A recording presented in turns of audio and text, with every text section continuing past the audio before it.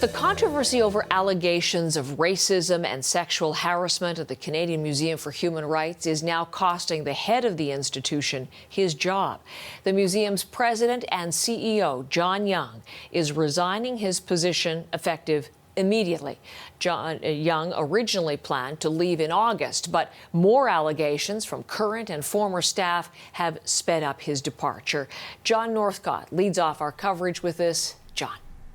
Heather, this was arguably a result of CBC reporting, listening to employees there detailing the experiences that they had had at this museum. A museum, of course, worth noting, all about human rights, with staff making a variety of allegations against it. An Instagram account, in fact, was established in which employees posted experiences that they said that they had had, a number of experiences, including, for example, displays of gay marriage, requests made to staff not to show it to certain groups on the tour, including those from religious schools. In fact, one LGBTQ member of staff saying that they had been asked to use their bodies to physically block a gay marriage display from one of these tour groups going through. A number of allegations of sexual assault, sexual harassment, including unwanted touching, taking place as well from a series of employees, involving one other employee,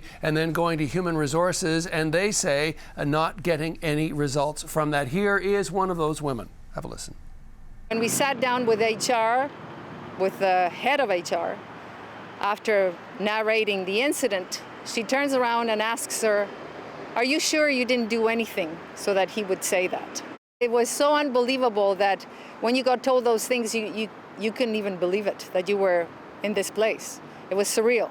You are in a place where you're taught and shown ways of speaking out, and you're silenced.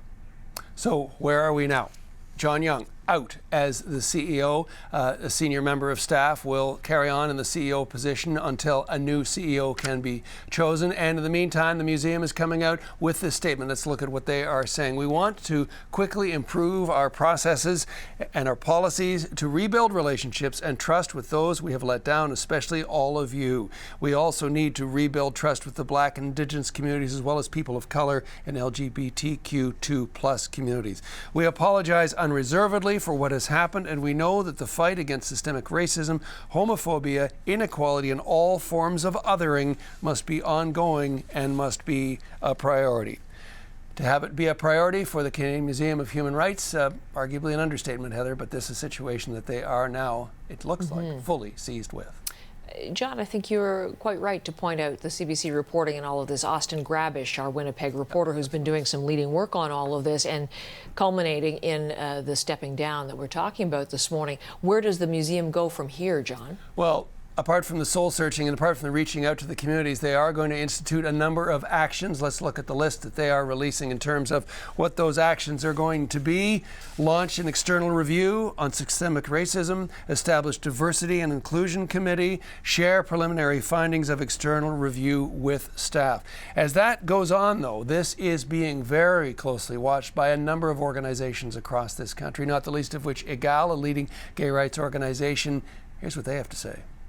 The damage is huge.